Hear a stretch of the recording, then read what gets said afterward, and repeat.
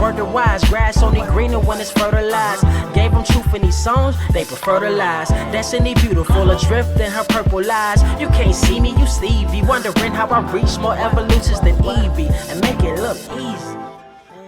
What is up, Earth's mightiest subscribers? It's Ernie, Blerd without fear. Welcome back to the channel. All right, today's video, we're gonna be talking about The Last Annihilation, Wakanda, #1 by Evan Narcisse and Germain Peralta. And in this video, what we're gonna be talking about is why the intergalactic empire of Wakanda has become the ultimate secret weapon against Dormammu and his gambit to bring the entire universe under his control. We're also going to discuss a little bit about why the intergalactic empire of Wakanda and the Shi'ar empire are bitter enemies. And more importantly, what role will M'Baku wind up playing in future Black Panther comics once John Ridley takes over?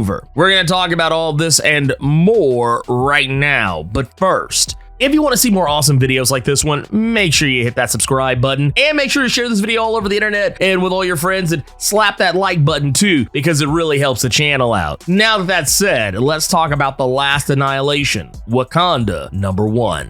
This comic does a lot of things. This comic actually gives us a lot of epilogue to Ta-Nehisi Coates' The Intergalactic Empire of Wakanda saga when he finished his run with the Black Panther series with Black Panther #25 that came out earlier this year. In this, we're discovering that, yes, while characters like Zinzi, who, once again, there's two Zinzis running around, the younger Zinzi, who was the daughter of Emperor Njidaka, who was the former ruler of the Intergalactic Empire of Wakanda prior to T'Challa taking it over, we learned that she is training under the Dora Milaje. We technically knew this was going to be a thing from Black Panther #25, but we're actually seeing a little bit more about her upbringing and why people are afraid of what she may or may not become, because Zinzi, who is this young girl, she had become the avatar for Bast, and it seems like some of Bast still resides within her. More importantly, we know that Zinzi proper, the older Zinzi, she has become the avatar for Bast, and Bast has, for all intents and purposes, she has made her peace with the Wakandans, but at the same time, she's also making it very clear that despite, her transgressions, T'Challa is largely to blame for a lot of what had happened with the Intergalactic Empire, whether he wants to admit that or not. This story also kind of gives us a little bit of a tease as to some of the things we can expect to see in regards to the John Ridley run on Black Panther. We don't get a full namesake or anything to this, but there is a particular point where while T'Challa is juggling his duties as being not only the leader of the Avengers, but the emperor of an entire intergalactic empire that spans multiple planets, we discover that, yeah, there's a new player in town, some character whose name we don't receive, but we do know that there is something going on that T'Challa has to give his attention towards. Some figure who kind of reminds me of a ninja or a cyber ninja in some way, with a mask that has some kind of a glyph on it that may or may not signify something Wakandan or something outside of Wakanda itself. But whatever it is, it's definitely a huge threat, and T'Challa's taking it incredibly seriously. Serious enough that he's not directly engaging in this gambit to try and stop Dormammu from taking over the universe. He's not involving himself in any way, shape, form, or fashion. He is going to stick behind and deal with the problems he has at home. Right now, we know that the Guardians of the Galaxy, the Shi'ar Empire, the Kree Skrull Empire, as well as SWORD, all of them are coming together and trying to stop Dormammu from taking over the entire universe. And what is basically happening here is that Dormammu, who had just recently possessed Ego the Living Planet, he has been drawing a pentagram across separate galaxies, something that is basically, if completed, would allow him to open a portal to the dark dimension that would allow even more of his mindless ones to come through and ultimately invade the entire universe. Right now, everyone has been struggling trying to take him down. No one has been able to really get the upper hand on him in any way, and the most we've seen of in terms of pushback against Dormammu has come in the pages of The Last Annihilation, Wiccan, and Hulkling #1, which came out the previous couple of weeks ago. And even that didn't really seem to be enough. So what T'Challa's going to do is he's going to send one of his most trusted allies, and that is M'Baku. Now, one of the things I definitely want to make sure that we understand here is that this is not the same M'Baku who was Gorilla Man back in the day. This is also not the same M'Baku from the Black Panther MCU films. This is the M'Baku from the Intergalactic Empire of Wakanda, who was given M'Baku's namesake because of the legends and the stories about Wakanda Prime that took place in the Intergalactic Empire of Wakanda. For those who are not familiar, and I did a whole video about this, so I don't want to spend a whole heap of a lot of time talking about it, but if you're not familiar with how the Intergalactic Empire of Wakanda works, check out the link that's about to show up in the top right corner of the screen right now.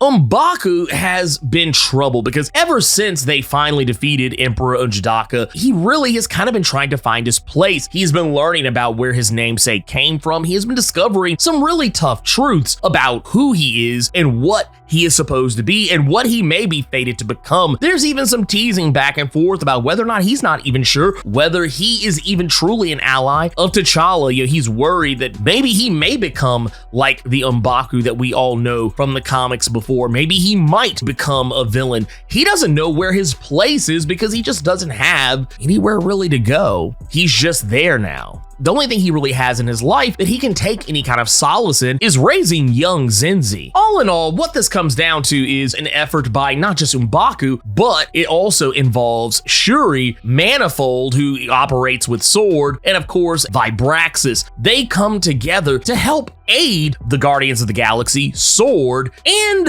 a very unlikely ally, the Shi'ar Empire. And for those who are not familiar, well, it's not really dabbled too very much in the Intergalactic Empire of Wakanda series, but one thing you would know is that being the fact that we have the Shi'ar Empire, who those of you who are longtime X-Men fans, you're very familiar with, this galaxy-spanning empire that has been a major staple in the X-Men's corner of the Marvel Comics universe, they take a lot of umbrage with the Intergalactic Empire of Wakanda because, well, empires like to go to war with one another, and of course, Shi'ar being the type of empire that likes to have as much control as humanly possible, well, the previous rulership of the Intergalactic Empire of Wakanda, they were no different. The truth of the matter is that they have done problematic things to one another. Even the usage of a weapon that is incredibly dangerous. A weapon known as a vibranium satellite network that can, for all intents and purposes, create a massive sonic vibration that can literally shake an entire planet to death. This was a weapon that was actually used against the Shi'ar Empire. This massive weapon was called Project Coco, a weapon that was developed with something we actually saw in Rise of the Black Panther #6. This was originally a weapon that would create around itself a field that would basically absorb any type of attack that tried to destroy it, and then use that exact same force magnified against whoever the would-be target is. This is now a weapon that we're actually seeing being brought to life by the Intergalactic Empire itself, and this weapon was used against the Shi'ar Empire, and this is what kind of forced this would-be truce that Wakanda and the Shi'ar now have with one another, one that is shaky at best. But they're not going to use this weapon to destroy a planet. What they're going to do is use the array to absorb any of the energy that Dormammu and his mindless ones can possibly fire down at the planet Aerie and use it to fire back at them. Now, this is incredibly risky considering that vibranium and magic have a very turbulent history with one another, but it is something that does actually wind up working, even if only a little bit. However, it's not until we discover that the mutants of Krakoa, namely Storm, who is the regent of Mars and basically the ruler of the solar galaxy, at least as far as mutants are concerned, she introduces Mysterium into the equation. The reason why this is such a big deal for Storm to be here and also presenting the Mysterium is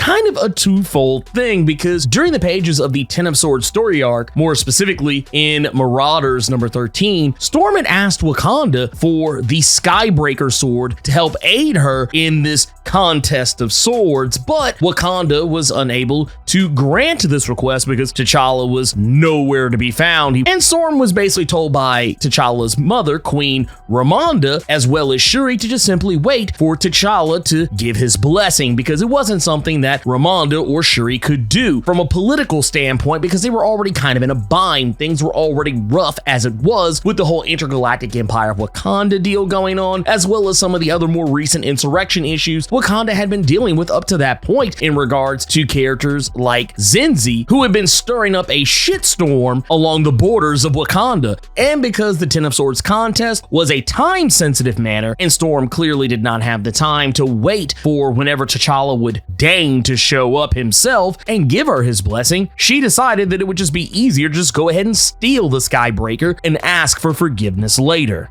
This made tensions between Storm and T'Challa himself incredibly tense, to the point that it kind of seemingly disrupted their relationship with one another. And while the nature of their relationship kind of waxes and wanes with the phases of the moon, depending on who's writing the story at the time, on the X-Men side of things, it kind of seems as though Storm and T'Challa are no longer together. But if you were to look on the more Black Panther side of things, it seemed like everything was as right as rain when it came to their relationship. And right here, you can kind of see there is some tension going on right now between the two. Whether or not they're going to be able to continue their relationship or get past this is a whole other story. The other thing we have to think about as well is Mysterium, this new element that was introduced in Al Ewing's Sword number 1. This new mysterious element that kind of seems to be able to do it all. It's incredibly sturdy, incredibly strong, but also at the same time incredibly malleable, and one of its chief properties is that it conducts magic in ways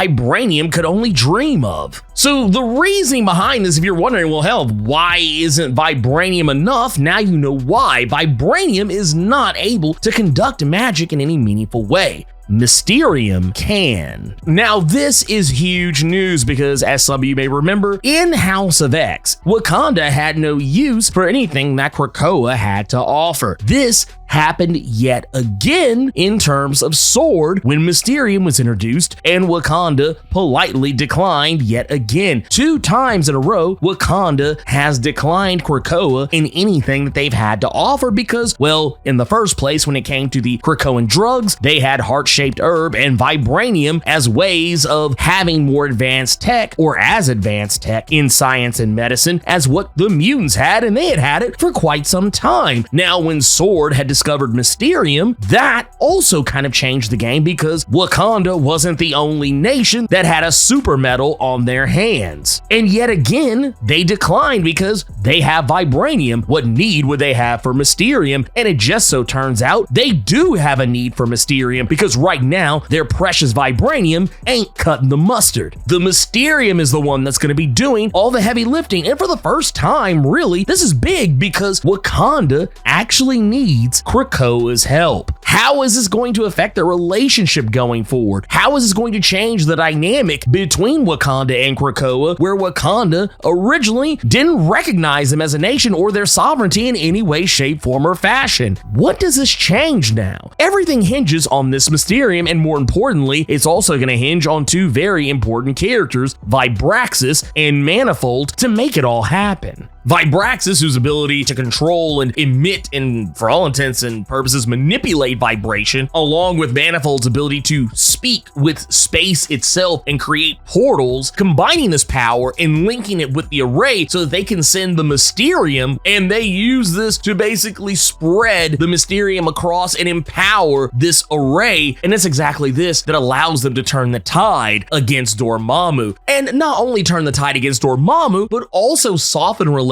between the intergalactic empire of Wakanda and the Shi'ar Empire itself, namely with Deathbird. Gladiator doesn't really seem to have too terribly much to say in this whole regard. Deathbird is the one who is a lot more vocal about her hatred of Wakanda, but even here she has to admit that maybe she was wrong about Wakandans. Maybe she had judged them too harshly, but as M'Baku assures her, he knew the original rulers of the Wakandan Empire, and he feels that she has every right to feel the way that she does about the old intergalactic empire. And it's here that we learn that once Dormammu has been calmed down some, even though he is not defeated, there is still much work to do in regards to stopping the last Annihilation. But we learn that M'Baku is going to become something incredibly special in T'Challa's new empire. Because once again, T'Challa recognizes, just as in the past, being a king of an entire kingdom and having to be a hero elsewhere, he's always had to split his time between his kingdom and the rest of the world. And now he has an entire empire at his disposal, and he has to rule both his Wakanda at home and his Wakanda beyond the stars, and also still maintain his other duties. So it's here that we learn that M'Baku is going to wind up becoming T'Challa's regent, something that M'Baku is incredibly worried about because he feels like T'Challa's just going to expect him to just bow down to anything T'Challa says. But that's not why T'Challa chose M'Baku as a regent. He chose him because he knows M'Baku will challenge him, that he will hold T'Challa to task. And that is what I think M'Baku really needs more than anything else. His worries that he's going to become the M'Baku of his namesake, the worry that he's going to become a monster. These are all things he can put aside now and worry about the things that are most important. But don't think this is going to be the end of this,